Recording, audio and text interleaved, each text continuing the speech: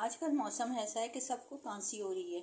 खांसी के लिए जितनी भी दवाएं खाएं, लेकिन जब तक आप घर के टोटके नहीं करेंगे तो सही नहीं होगा।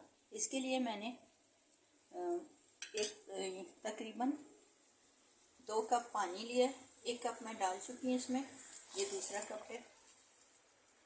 इस साइज़ के 2 कप पानी मैंने लिया बॉईल करने के लिए।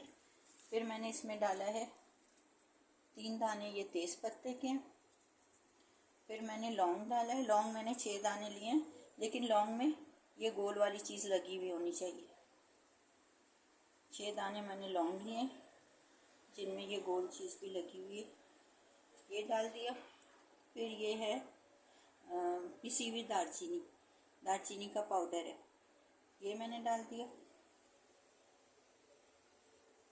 और काली मिर्च 5-6 दाने साबुत काली मिर्चें, ये भी मैंने डाल दी। अब इसको मैंने बॉईल करने के लिए छोड़ दिया। मैंने 2 कप पानी डाले, अब 1 कप रह जाएगा पानी, तो हमारा ये कावा तैयार है।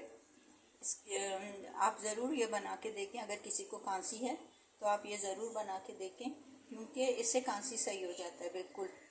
क्योंकि हम लोग पकोड़े वगैरह या कुछ फ्राइज़ वगैरह खाते हैं, उसके बाद ठंडी चीज़ पीते हैं, कोल्ड ड्रिंक वगैरह, सॉफ्ट ड्रिंक, तो उससे हमें गला ख़राब हो जाता है और खांसी होने लगती है। तो उसके लिए बिल्कुल आजमूदा टोटका है। ये देखें, इस तरह से बॉईल हो रहा है। अब इसमें 2 कप पानी मैंने डाला था, 1 कप पानी रह जाएगा, तो मैं ये कावा निकाल के जिसको खांसी है उसको दे रही हूँ। और बहुत फ़ायदेमंद है।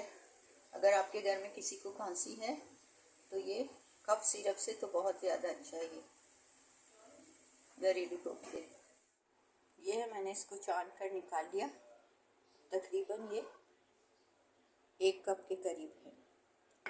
2 कप मैंने पानी डाला था, अब ये 1 कप रह गया, तो मैंने इसको, ये रेडी हो गया, मैंने इसको निकाल लिया। ये कावा निकाल लिया, पीने के लिए तैयार है।